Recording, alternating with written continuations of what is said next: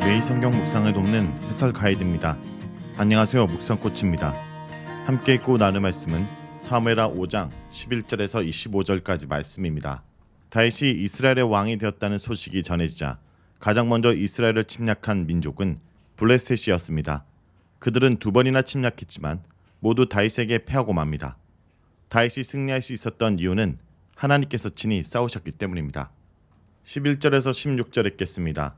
두루왕 히람이 다윗에게 사절들과 백향목과 목수와 석수를 보내매 그들이 다윗을 위하여 집을 지으니 다윗이 여호와께서 자기를 세우사 이스라엘 왕으로 삼으신 것과 그의 백성 이스라엘을 위하여 그 나라를 높이신 것을 알았더라. 다윗이 헤브론에서 올라온 후에 예루살렘에서 처첩들을 더 두었으므로 아들과 딸들이 또 다윗에게서 나니 예루살렘에서 그에게서 난 자들의 이름은 삼무아와 소밥과 나단과 솔로몬과 입할과 엘리수아와 네벡과 야비아와 엘리사마와 엘리아다와 엘리벨벳이었더라. 1절에서 12절은 다윗이 자신을 위한 성읍을 짓는 내용입니다. 다윗이 온 이스라엘의 왕으로 세워지자 이를 축하하고 우호적인 관계를 맺기 위해 두루왕 히람이 사절단을 보냅니다. 이것은 다윗 왕국이 점점 강해져 가고 있다는 것을 보여줍니다. 히람은 사절단뿐 아니라 다윗이 요청한 백향목과 목수와 석수까지 보내줍니다. 다윗이 궁전을 짓기 위해 히람에게 요청한 것으로 보입니다. 두로에서 목수와 석수가 오는 것을 보면 두로가 이스라엘보다 훨씬 발전된 문명과 풍요로움을 가지고 있었으며 이런 두로의 왕도 다윗을 인정할 만큼 다윗이 점점 강해졌다는 의미입니다. 다윗은 이들을 통해 예루살렘에 자신을 위한 궁전을 지었습니다. 본문은 외국도 인정할 만큼 강해진 다윗이 자신을 왕으로 세우고 이스라엘을 강성하게 하신 분이 여호와라는 사실을 알았다고 말합니다. 이스라엘을 강성하게 하신 것은 다윗을 위해서가 아니라 자신의 백성인 이스라엘을 위해서라는 것을 다윗은 알고 있었습니다. 여호와께서 이 나라 주인이시고 진정한 왕이시며 자신은 하나님의 종이라는 것도 분명히 알고 있었다는 의미입니다. 다윗은 성공 후에도 하나님 앞에 겸손하였으며 이것이 하나님께서 사랑하신 다윗의 모습일 것입니다. 13절에서 16절은 다윗의 자녀들에 대한 내용입니다. 다윗은 헤브론에서 예루살렘으로 온 후에도 처첩을 더 얻었고 그들에게서 더 많은 자녀를 얻었습니다. 이것은 하나님의 축복으로 다윗의 왕가가 점점 번성하고 있다는 것을 보여주기 위해 긍정적인 의미에서 언급된 것이며 많은 부인을 얻었다고 비판하는 뉘앙스는 보이지 않습니다. 그런데 독특하게 첩을 얻은 것이 먼저 언급된 것을 보면 헤브론에서는 없던 첩을 예루살렘에서는 얻은 것을 표시하기 위한 것으로 생각됩니다. 다윗이 예루살렘에서 사는 동안 얻은 아들은 모두 11명으로 이 중에 솔로몬도 포함되어 있습니다. 이 이름의 순서는 태어난 순서를 기준으로 한 것으로 솔로몬은 다윗의 10번째 아들이 됩니다. 이 중에 뒤에서 다시 언급되는 인물은 구약에서는 솔로몬밖에 없고 나단은 누가복음 3장 31절에서 요셉의 조상으로 언급됩니다. 다음은 17절에서 25절 읽겠습니다. 이스라엘이 다윗에게 기름을 부어 이스라엘 왕으로 삼았다함을 블레셋 사람들이 듣고 블레셋 사람들이 다윗을 찾으러 다 올라오매 다윗이 듣고 요새로 나가니라. 블레셋 사람들이 이미 이르러 느바임 골짜기에 가득한지라. 다윗이 여호와께 여쭈어 이르되 내가 블레셋 사람에게로 올라가리이까 여호와께서 그들을 내 손에 넘기시겠나이까 하니 여호와께서 다윗에게 말씀하시되 올라가라 내가 반드시 블레셋 사람을 내 손에 넘기리라 하신지라. 다윗이 바알 브라심에 이르러 거기서 그들을 치고 다윗이 말하되 여호와께서 물을 흩음같이 내 앞에 내 잭을 흩으셨다 하므로 그곳 이름을 바알 브라심이라 부르니라. 거기서 블레셋 사람들이 그들의 우상을 버렸으므로 다윗과 그의 부하들이 치우니라. 블레셋 사람들이 다시 올라와서 느바임 골짜기에 가득한지라. 다윗이 여호와께 여쭈니 이르시되 올라가지 말고 그들 뒤로 돌아서 뽕나무 숲을 맞은편에서 그들을 기습하되 뽕나무 꼭대기에서 걸음 걷는 소리가 들리거든 곧 공격하라. 그때 여호와가 너보다 앞서 나가서 블레셋 군대를 치리라 하신지라. 이에 다윗이 여호와의 명령대로 행하여 블레셋 사람을 쳐서 게바에서 게셀까지 이르니라. 17절에서 21절은 다윗과 블레셋의 1차 전쟁입니다. 여기서 다윗과 블레셋 간에 일어난 두 번째 전쟁을 기록하고 있는데 다윗이 두 번 모두 블레셋을 이긴 것은 이전에 이스라엘이 블레셋에게서 두 번 진 것에 대한 서력으로 볼 수 있습니다. 다윗이 이스라엘 왕이 됐다는 소식을 들은 블레셋 사람들은 다윗과 전쟁을 하려고 느바임에 모입니다. 다윗이 유다의 왕으로 있을 당시에는 블레셋 가드 왕의 봉신으로 있을 가능성이 높습니다. 아직 힘이 약한 다윗이 블레셋과 전쟁하기에는 무리가 있었기 때문입니다. 하지만 이제 다윗이 전체 이스라엘을 다스리게 되었는데 블레셋은 여전히 다윗을 자신의 봉신으로 두고 이스라엘에 대한 주권을 주장하고 싶었던 것입니다. 그래서 무력 시위를 하며 다윗을 찾아온 것입니다. 다윗이 이 소식을 듣고 요새로 나가보니 블레셋 사람들이 느바임 골짜기에 가득하게 펼쳐져 있었습니다.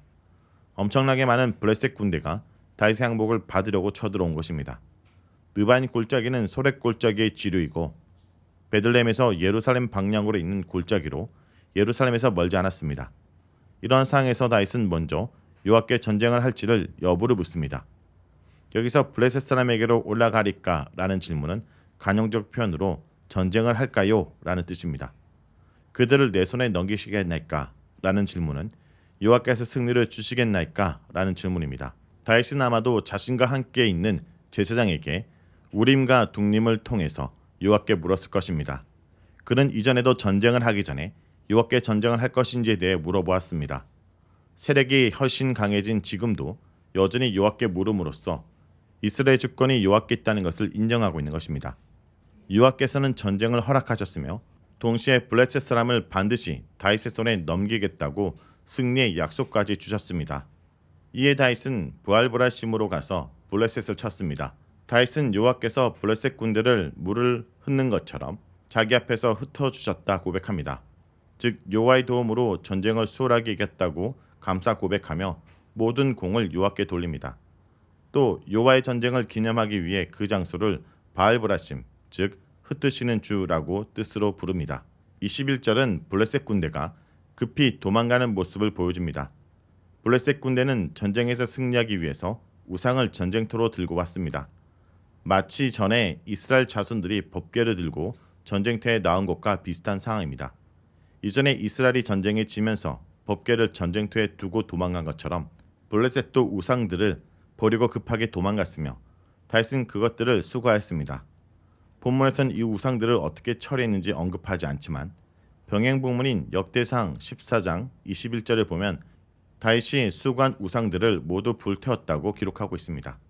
21절은 여호와께서 함께 하심으로 블레셋과 이스라엘 상황이 사무엘상 5장의 상황을 완전히 역전하였다라는 사실을 보여주고 있습니다. 22절에서 25절은 다윗과 블레셋의 2차 전쟁입니다.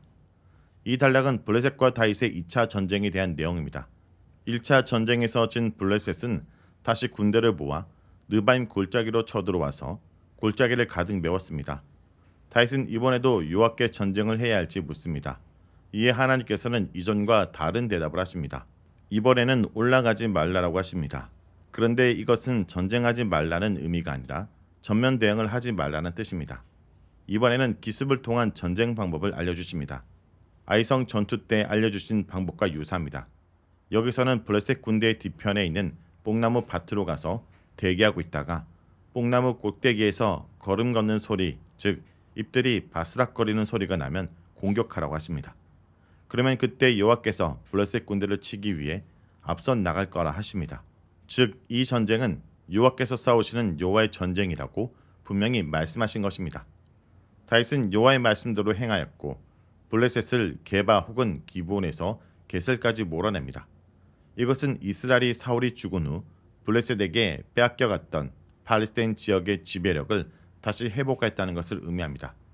여호와께서는 다윗을 통해 이스라엘을 블레셋의 손에서 구원하시고 이스라엘을 굳건하게 세워나가셨고 다윗은 블레셋과의 전투의 영광을 여호와께 돌리고 있습니다.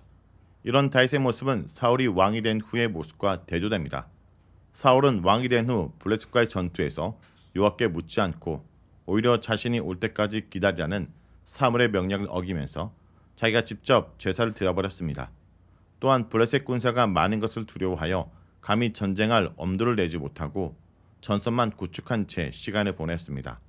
더 나아가 아말렉과의 전투에서는 여호와의 명령에 순종하지 않고 왕 아각과 좋은 가축들을 전리품으로 가져오기도 했습니다. 이렇게 여호와와 동행하지 않고 순종하지 않던 사울과 대조적으로 다윗은 여호와께 묻고 말씀에 순종하였으며 그 결과 사울이 빼앗긴 땅들을 되찾고 블레셋에게 예속된 이스라엘을 구해낼 수 있었습니다. 분명한 것은 사울은 전쟁이 여호와의 손에 있다는 것을 몰랐고 다윗은 분명히 알고 있었다는 것입니다. 다윗은 왕이 된 후에도 여전히 하나님 말씀에 순종하는 충실한 여호와의 종의 모습을 보여주었고 여호와께서는 그를 통해 자신의 구원 계획을 하나하나 이루어 가셨습니다. 이렇게 하나님께서는 말씀에 순종하는 사람을 통해 하나님의 일을 이루어 가십니다. 자, 여기까지가 사무엘하 5장 11절에서 25절까지 말씀입니다. 오늘 말씀을 통해 우리는 무엇을 묵상하고 적용해야 할까요? 성도 여러분, 두려워하지 말고 조용히 하나님의 인도하심을 구하십시오. 다윗이 이스라엘의 왕이 된 후 블레셋과의 도전에 직면하게 됩니다. 길보아 전투에서 대승을 거두고 사울과 요나단을 죽인 블레셋은 의기양양했습니다. 반면에 이스라엘은 의기소침할 수밖에 없었습니다. 하지만 하나님을 신뢰한 다윗은 블레셋과 싸움을 통해서 하나님이 그들과 함께함을 증명했습니다. 무엇보다 다윗은 이 전쟁을 하나님께 묻고 함께함으로 하나님의 승리로 돌리고 있습니다. 성도 여러분, 혹시 우리 삶 가운데 큰 어려움에 직면하였습니까? 두려워하지 말고 조용히 하나님의 인도하심을 구하고 하나님을 따르길 간절히 기도드립니다.